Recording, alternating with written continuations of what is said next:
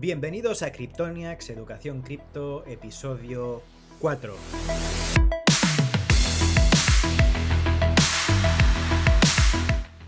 Bienvenidos al podcast sobre noticias, actualidad cripto y también educación cripto. Estamos con Iván, nómada digital, y yo mismo, Higini Moré, consultor y apasionado de este mundo cripto. ¿Cómo estás, Iván? Cuéntanos. ¿Qué tal, Higini? Pues muy bien, la ¿Solo muy verdad. bien? Hoy he salido en bici. Bueno, hoy he salido bien, estoy cansado, con lo cual he sacado todas las malas vibraciones y ya todo perfecto. Vale, yo te lo decía porque hoy estamos de celebración, ¿no? Estamos celebrando que finalmente podemos Evidentemente. anunciar a bombo y platillo que tenemos la web y el servidor de Discord totalmente operativo. Discord es una plataforma que está creciendo en popularidad en todo este tema de las comunidades y además a todas aquellas personas que se registraron antes del domingo 17 de enero, les hemos regalado todo un año de membresía Cryptoniacs Angel, que es la de $20 al mes. Y si te estás preguntando, $20 al mes, que estás loco, es mucho, es muy poco, o lo que sea, bueno, déjanos informarte que en esa membresía no solo obtendrás el acceso a la comunidad Discord, sino cada día o prácticamente a diario nosotros, tanto Iván como yo, publicamos análisis de precio, análisis del precio de Bitcoin, compartimos nuestro portfolio, tenemos herramientas para que tú también puedas utilizarlas y gestionar tu portfolio y muchas cosas más que te invito a que descubras entrando a Cryptoniacs e intentando registrarte, porque allí marcamos todos los beneficios de cada una de las membresías. Que si entras en Cryptoniacs verás las tres opciones de membresía, la membresía Follower, que es gratuita y te puedes descargar la guía para iniciarte en todo el tema de las criptomonedas para que no cometas los errores típicos, sobre todo a nivel de seguridad. Tenemos la membresía Supporter, que son $5 al mes y te da acceso a todos los chats de Discord, a los que tenemos abiertos, y también a otras plantillas que tenemos disponibles para todos los supporters. Y luego el Premium, como decíamos, es el de Cryptoniacs Angels con muchos más beneficios que podrás ver en el momento de registrarte. ¿Vale? Te invitamos a todos a que vayáis a la web y a que nos sigáis al canal, a la cuenta de Instagram, que, por cierto, el otro día llegamos a los 1000 suscriptores, así que muchas gracias. Creamos una canción, que no sé si la llegaste a escuchar, es una meme song, pero bueno, dicho todo esto, Muy toda graciosa, esta muy publicidad graciosa. gratuita que metemos aquí, vamos ya con lo que nos ocupa, con lo realmente interesante, que son las noticias, si te parece, Iván. Tenemos 4 noticias. La primera noticia es que Ajá. Pakistán está utilizando fondos del gobierno para minar bitcoins. La segunda noticia que comentaremos es que los planificadores financieros que intervienen en cripto aumenta un 50%. Ya son más los que se están metiendo en temas de cripto. La tercera noticia es que la presidenta del Banco Central Europeo, Christine Lagarde, pide una regulación global de Bitcoin. Y la cuarta es que Goldman Sachs entrará pronto en el mercado de custodia de criptoactivos. ¿Te parece si seguimos la dinámica de siempre, empezando comentando el precio de Venga. Bitcoin? Vale, pues en dólares Bitcoin ahora mismo está en 35.700 dólares y en euros está en 29.500 euros. Bueno, está ¿Sí? consolidando por ahí, ¿no? Entonces, exacto, lo que yo quería aportar esta semana es de que después de haber llegado a los 42.000 dólares o haber llegado el máximo en euros eran 30, casi prácticamente 34, parece ser que Bitcoin está consolidando y seguramente se pase unas cuantas semanas Lo más que es así. bueno, ¿no? Sin embargo, sí, es bueno para las monedas alternativas, las altcoins, que ya hemos visto alguna de ellas, entre ellas Link, que están Dot. subiendo bastante, exacto, DOT, que están subiendo bastante bonito. En el portafolio que tenemos de criptos más agresivas, ya sabemos que este mundo cripto, pues en general ya es bastante agresivo, es bastante riesgoso, pero tenemos un portafolio que es de altcoins, de proyectos que estamos buscando que hagan pues el pelotazo, que sean chicharros, por así decirlo, de riesgo extremo, pues tanto en las dos membresías lo comentamos, ¿no? En Cryptoniacs Angels damos más información a diario, pero igualmente en la de supporters. De hecho, subiré allí cuál creo que es el precio que puede llegar a bajar Bitcoin. Porque creo que consolidará aquí durante un par de semanas, pero que puede bajar más de lo que ha bajado hasta ahora. Pues qué bueno, nos compartes por ahí tus análisis y, si te parece, pasamos a la primera noticia. Estupendísimo. Bueno, Sí. Pakistán. Pues Pakistán, como decías tú, Pakistán está utilizando fondos del gobierno para minar Bitcoin. De hecho, es una de las provincias de Pakistán que ha montado 2 granjas de minería y es de propiedad estatal. Es decir, que estaba utilizando sus propios fondos. Y el objetivo se trata de reavivar un poco la economía del país, que está en crisis desde hace unos cuantos años, y conseguir fuentes de ingreso adicionales. Claro, esto es una En- vaina loca para los países que tienen monedas fuertes, como podría ser, o de las más fuertes, ¿no? Como podría ser Estados Unidos o la zona euro, pero para países que tienen, por ejemplo, Pakistán creo que tiene la rupia, ¿no? Países con monedas más débiles o con economías un poco más delicadas, para estos países es, creo que una buena oportunidad, una gran oportunidad aprovecharse de todo lo que está ocurriendo en el mundo cripto y de la aparición de monedas como, por ejemplo, el Bitcoin, ¿no? De todo lo que se está creando en este mundo cripto. Al final no deja de ser como si tuvieras un campo de cultivo de patatas, pero en lugar de patatas cultivas criptos y exa- además fomentas el uso de Exacto, esta nueva Jimmy. Y bueno, tecnología, ¿no? y Que básicamente quería acabar quizás no está tan diciendo regulado. que este país, Bitcoin siempre ha sido considerado ilegal y ahora, bueno, individuos y gobiernos locales están cambiando la ley para poder empezar a poder minar el Bitcoin. Ujú. Veremos si más países se suben al carro. Pasamos a la siguiente Por noticia. supuesto. Noticia número 2. Planificadores financieros que intervienen en cripto aumenta un 50%. Y no solo eso, sino que ahora son más los inversores que pronostican las 6 figuras para el precio de Bitcoin, ¿no? Correcto. Una encuesta publicada por una empresa que se llama Bitwise descubre que casi el 10% de los asesores de inversiones han realizado en el último año asignaciones de cartera de clientes en criptoactivos. No quiero cagarla como la última vez. Lo cual supone un 50% de incremento del número de asesores. Ahora estamos en el 10%. Ok. Bueno, seguramente esto vaya para arriba porque al final, pues, es un valor refugio, ¿no? Estamos hablando de esto. Evidentemente. Qué bueno, pasamos a la noticia número 3, que la presidenta del Banco Central Europeo, Christine Lagarde, pide una regulación global de Bitcoin. Sí. Bueno, la señora Lagarde comentó que la moneda digital se había utilizado para actividades de lavado de dinero en algunos casos y que era necesario regular. Está claro que se va a regular, pero bueno, es gracioso que diga esto alguien que viene de la banca.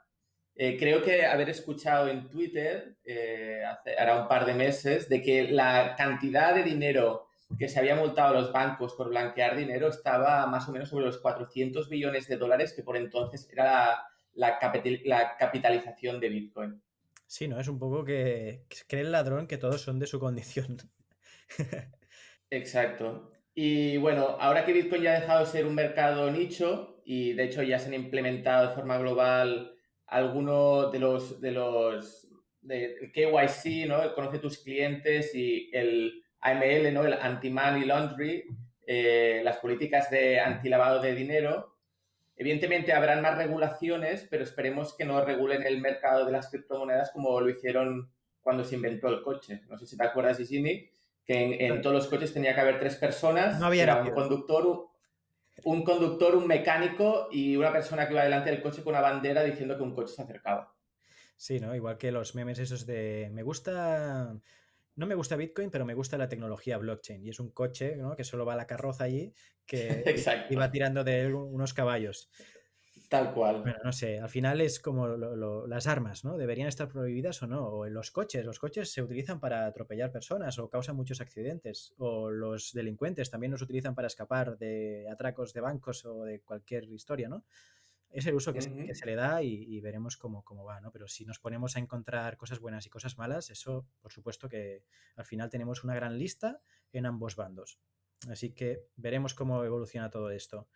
Pasamos a la noticia número 4. Goldman Sachs entrará pronto en el mercado de custodia de los criptoactivos. Uno más que se une a la moda, ¿no? De custodiar las claves privadas. Exacto, y de hecho no es solo Goldman Sachs, que quizás es el último, y ya hay 2 grandes bancos en Estados Unidos que son Citigroup y y JP Morgan, que están explorando la idea de empezar la custodia de criptoactivos.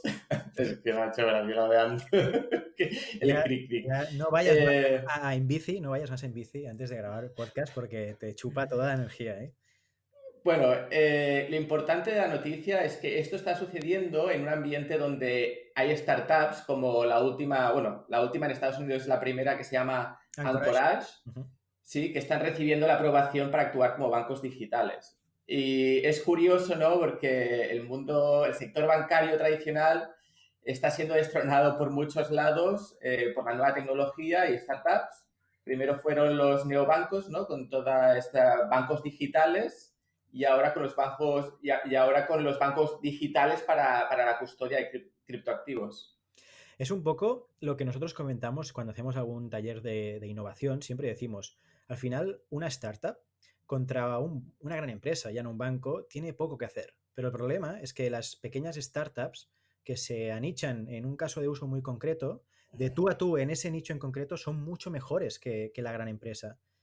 Y un banco, una gran empresa, podrá comprar una, podrá comprar dos, tres, pero no podrá comprar y no podrá competir de tú a tú con cientos de startups que de tú a tú en ese nicho en concreto son mucho mejores que los bancos, ¿no? Y que las grandes empresas. Bueno, ya sabemos, ¿no? Hoy hemos ido bastante rápido, ¿no? Que si después me metes caña. Hombre, es que lo otro se lo ponía la gente para dormir, el podcast anterior. No, o sea, me han dicho, el feedback recibido es que el contenido está bien, pero que igual necesitamos meter un poco más de brío, ¿no? Así que Vale. esta vez sí que lo hemos hecho bien, hemos preparado una escaleta, 40 minutos máximo, así que intentaremos cumplirlo y de momento vamos bien, vamos bien. Pasamos al topic of the day y hoy vamos a hablar concretamente de la deuda. Si bien es cierto, es un tema que ya tocamos por encima, pinceladas en los episodios anteriores, hoy vamos a adentrarnos un poco más.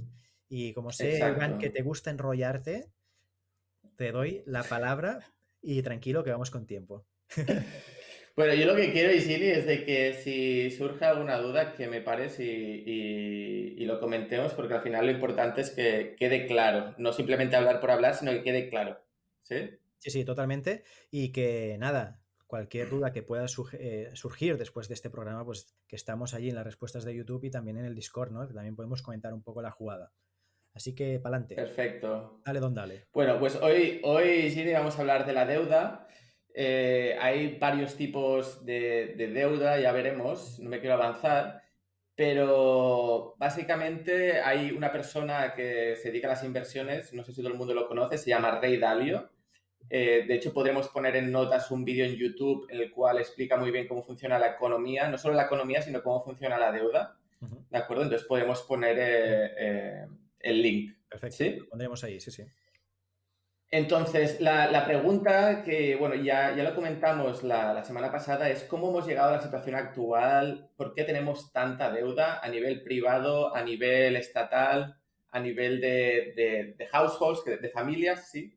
Ujú. Entonces, ¿cómo es posible, ¿no? Que Japón tenga una deuda pública respecto al PIB de 260, 230, 260, dependiendo de la fuente? Estados Unidos, el 130% de la deuda pública respecto al PIB, Italia, 150, España, 124, los países emergentes, más o menos 50%. Eso solo es la deuda pública, Ujú. ¿sí? Que para Pero a hacernos una nivel idea, privado, a nivel de deuda pública per cápita, cada español que lo he mirado antes debe de media unos 25.000 euros. Esto en 2018 que me he apuntado aquí. a nivel de deuda pública, ¿eh? De deuda pública, sí, sí. Es decir, tendríamos Sí. que debemos 25.000 euros solo de deuda pública. Luego ya la privada. Bueno, se puede mirar de esa manera o se puede mirar de que tendríamos que trabajar un año, 24, por decirlo de alguna manera, para pagar simplemente la deuda pública. Todo lo que se genera durante ese año y pico para pagar la deuda pública. ¿Sí? Sí, sí. Bueno, eso es la deuda pública. Después, si le juntamos deuda privada y deuda de las casas, de las familias, por ejemplo, en Estados Unidos están sobre el 400% del PIB, que es una locura. Y esa deuda total ha ido subiendo desde 1945. En el punto más bajo, en ese 1945, estaba en el 130% la deuda total respecto al PIB. Ya, ya, es ¿Sí? muchísimo. Al fin y al cabo, Esta deuda, ¿por qué ocurre? Porque los países o están en déficit o necesitan hacer inversiones, entonces piden prestado a los mercados a un tipo de interés que se presume que pagarán más adelante. Bueno, no nos avancemos porque todo esto lo voy a explicar. Perdón, perdón, perdón. Entonces, el problema de la deuda lleva muchos años creándose, no es algo nuevo y no hemos pasado de un día para otro a la situación actual en la que estamos. Sin embargo, ahora mismo vamos a pagar el pato por tantos años en que las cosas se han hecho mal. ¿Sí?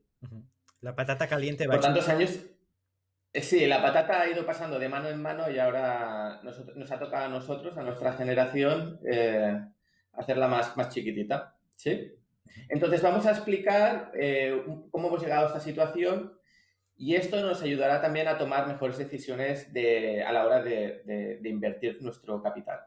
¿Sí? Perfecto. Entonces, para ello hemos de explicar los ciclos de la deuda que existen, porque hay un ciclo de la deuda a corto término y otro a largo plazo.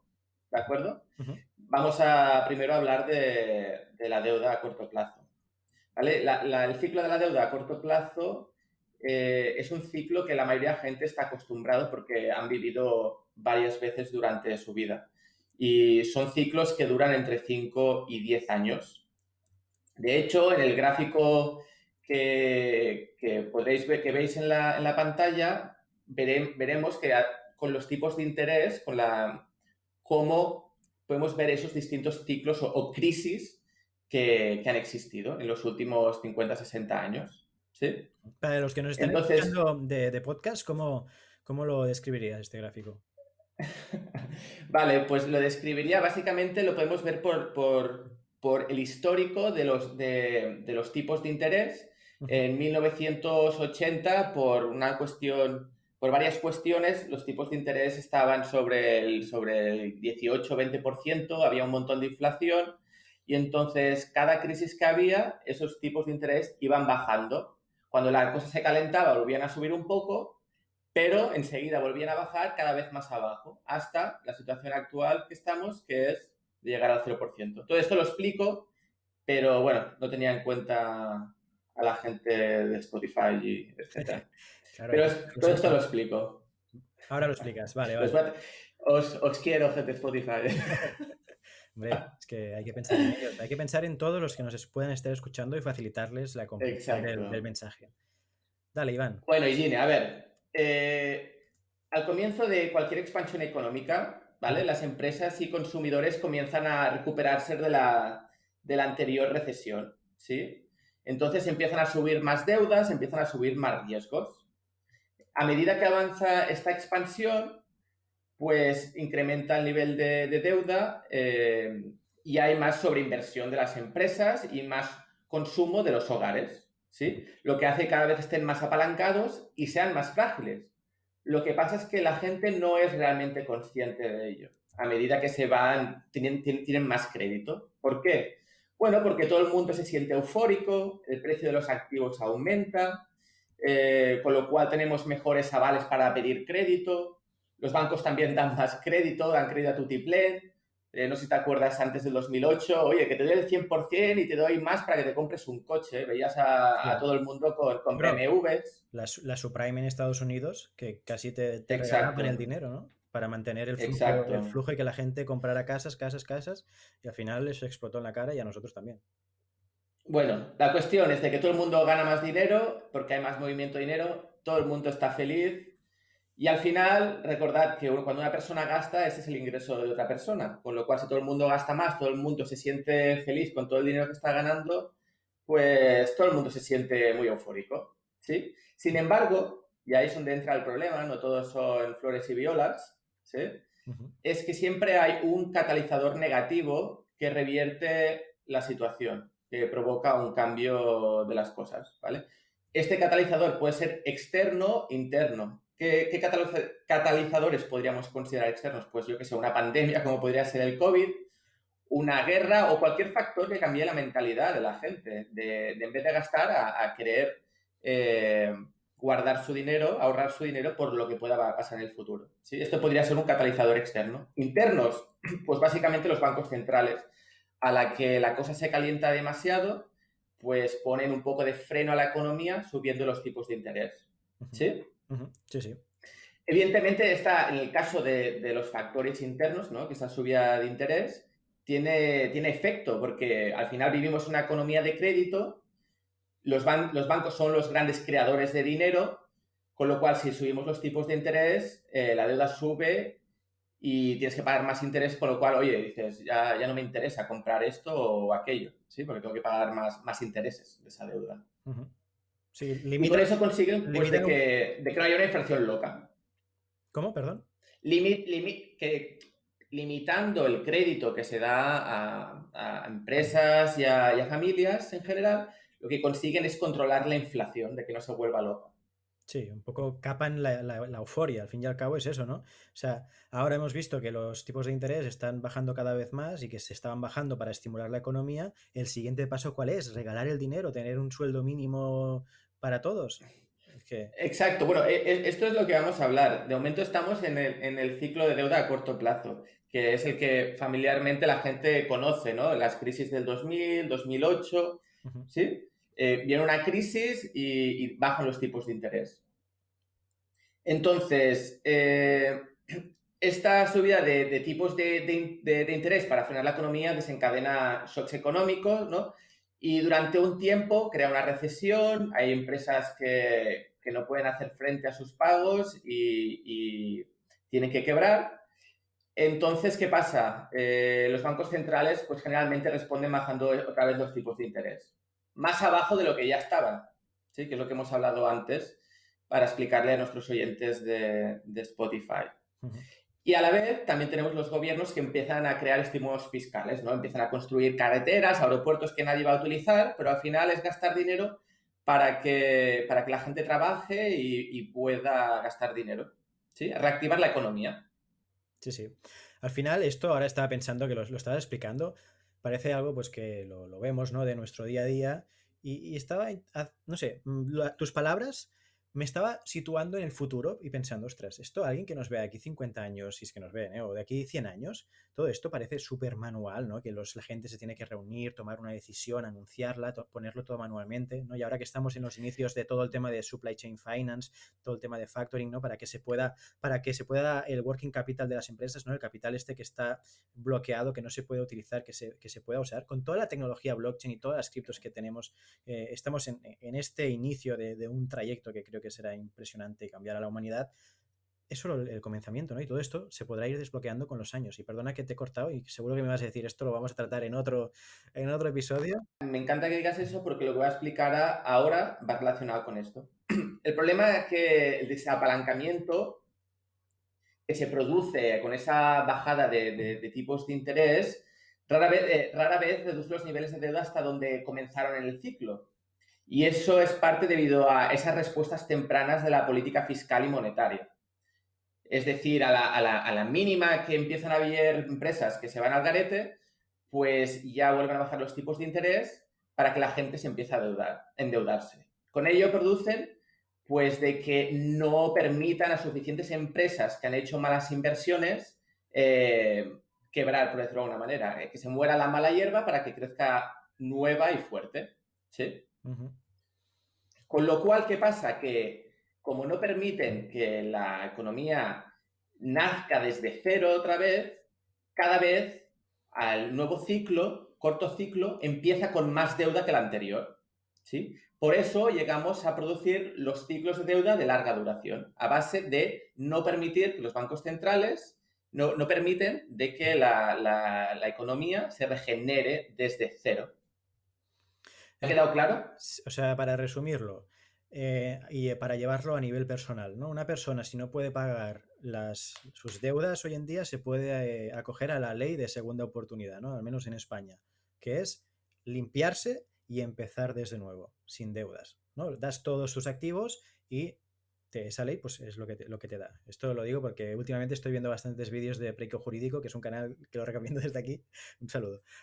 Dicho esto, lo que estarían haciendo los gobiernos es, en lugar de empezar desde cero y arrancar, ¿no? Como comentas, si no sería como reestructurar la deuda pidiendo más deuda y que esa deuda y los intereses los tenga que pagar más a largo plazo y creando una bola de nieve que en algún momento, por eso decimos, no, la deuda es perpetua y y en este sistema se tiene que seguir así, porque si no, es que no se va a poder pagar la deuda.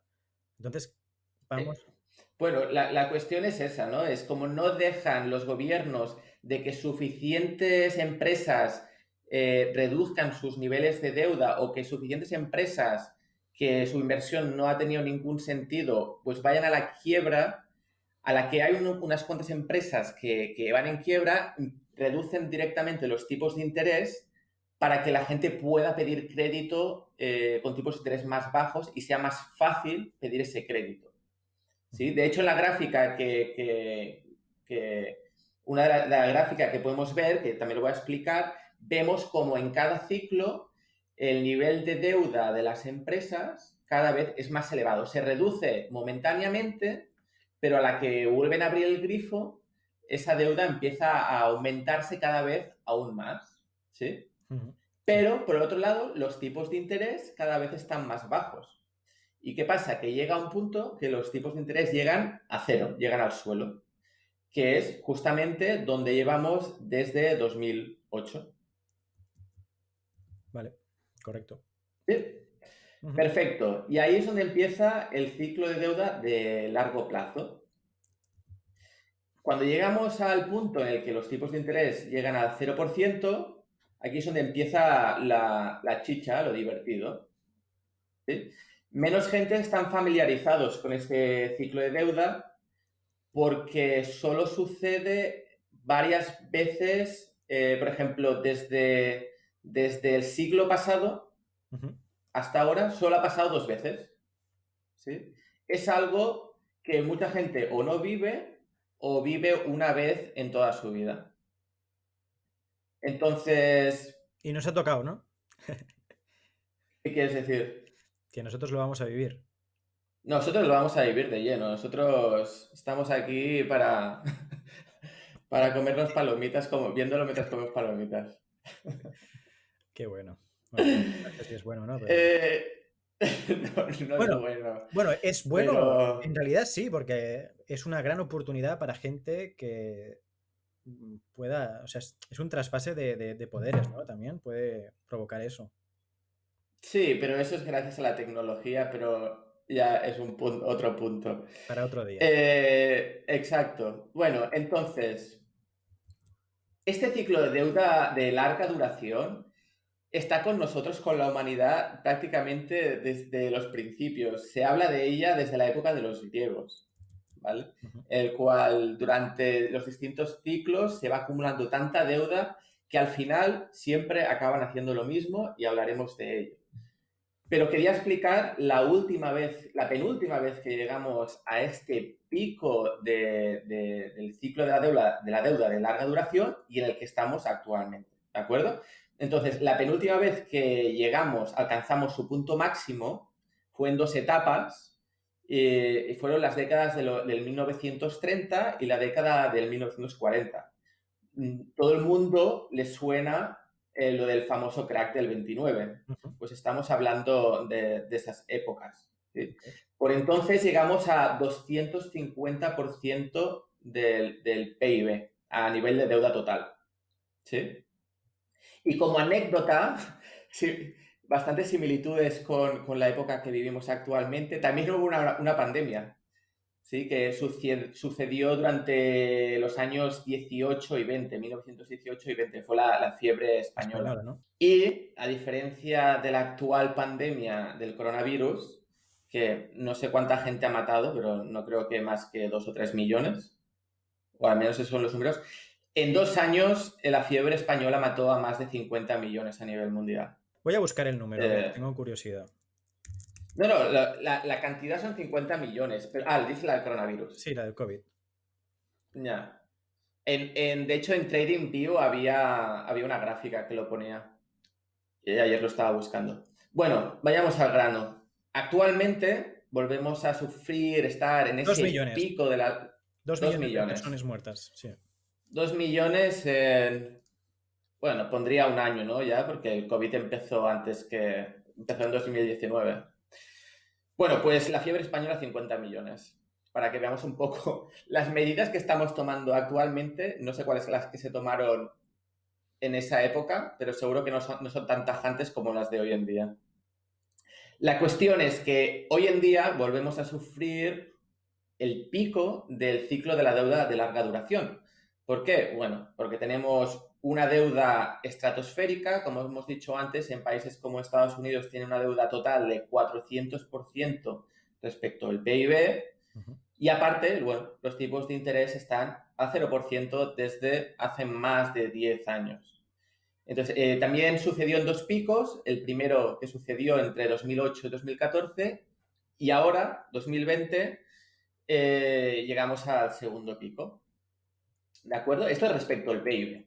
Vale, entonces, una vez llegamos al punto de no retorno de tipos de interés del 0%, debemos encontrar una manera de poder desapalancar toda esta deuda que hemos acumulado durante tanto tiempo. ¿Sí? Entonces, la pregunta del millón es cómo se produce ese desapalancamiento. Un cataclismo. Una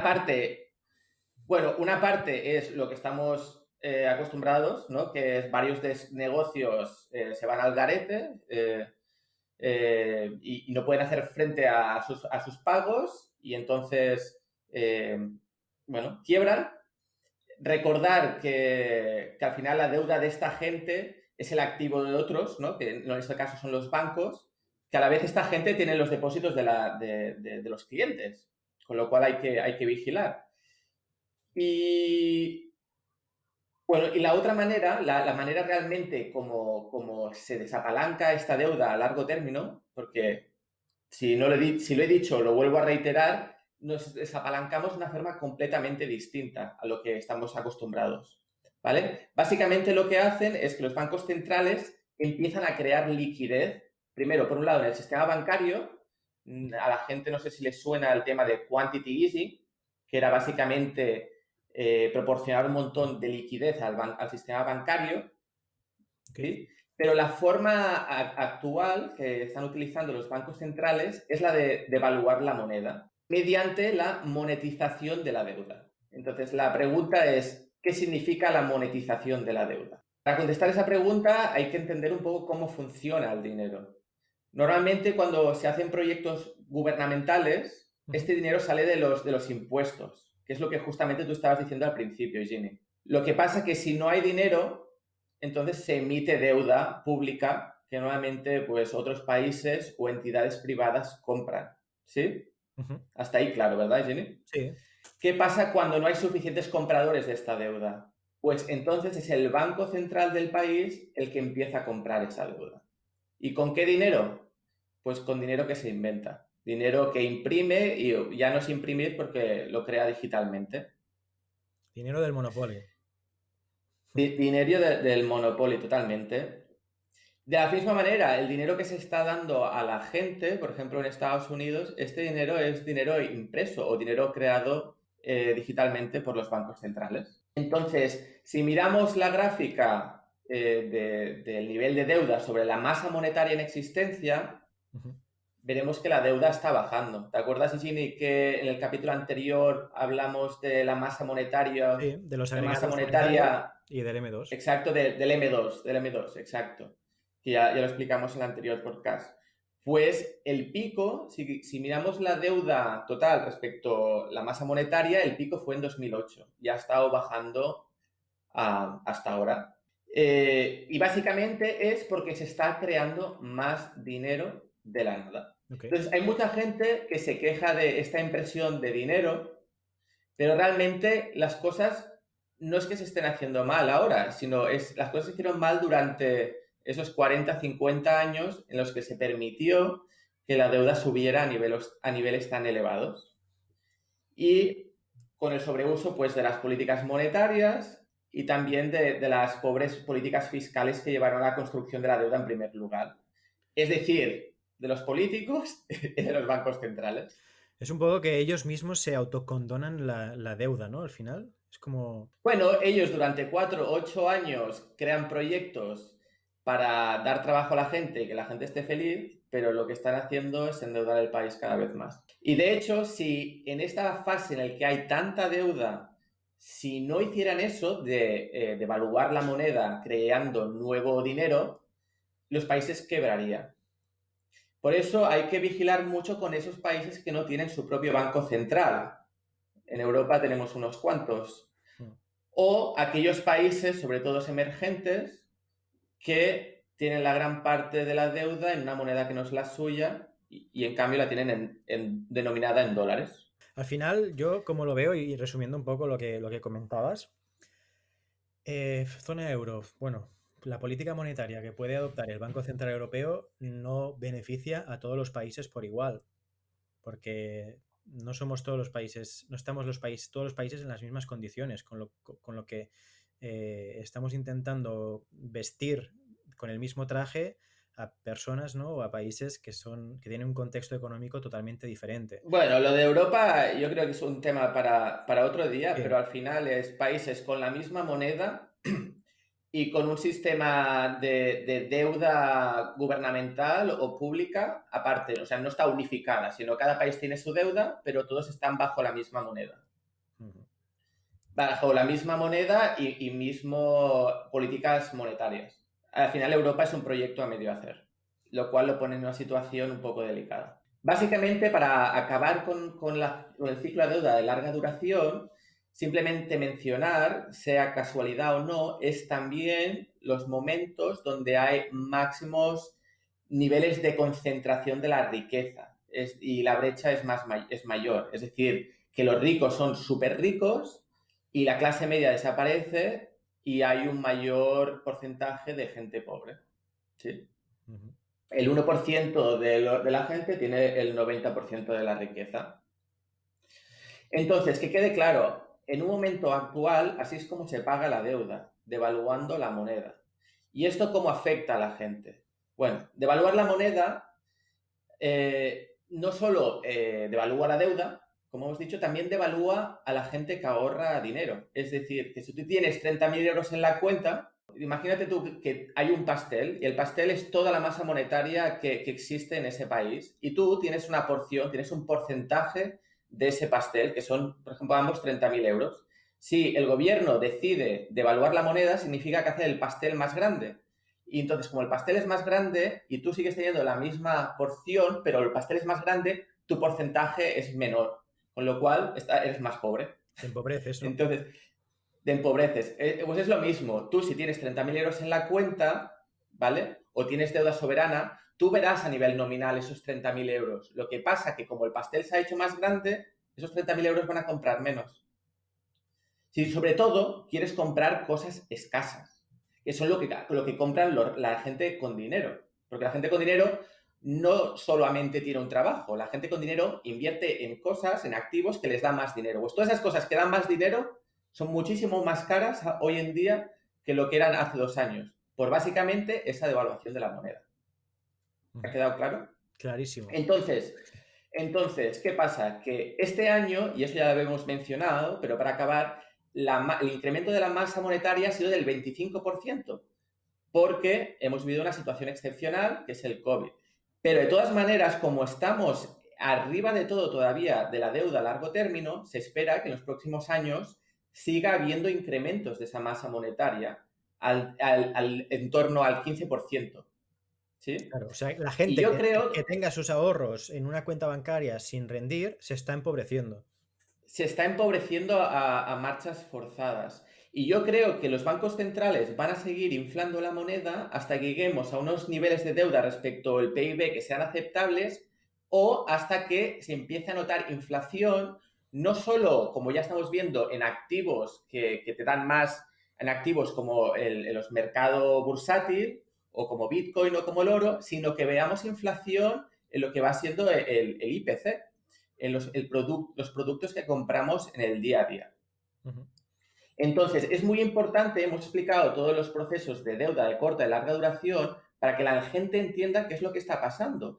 Y en el momento actual en el que vivimos es súper importante que todo el mundo, hasta el que no tiene un poder adquisitivo muy alto, de que invierta dinero sobre todo en cosas que son escasas. Y no tiene por qué ser Bitcoin, porque nosotros al final nos gusta mucho Bitcoin por unas razones que podemos hablar, pero sobre todo comprar cosas, activos que sean escasos, como puede ser oro, como puede ser Bitcoin, como puede ser obras de arte, lo que sea, pero tiene que ser algo escaso para que no pueda ser devaluado por la propia moneda. Por una circulación mayor de ese mismo ítem, ¿no? De ese mismo producto o recurso. Contra menos hay de algo y más dinero hay, al final estas cosas tienen que aumentar de valor, porque es más dinero intentando conseguir esas cosas que son escasas. Sí, sí.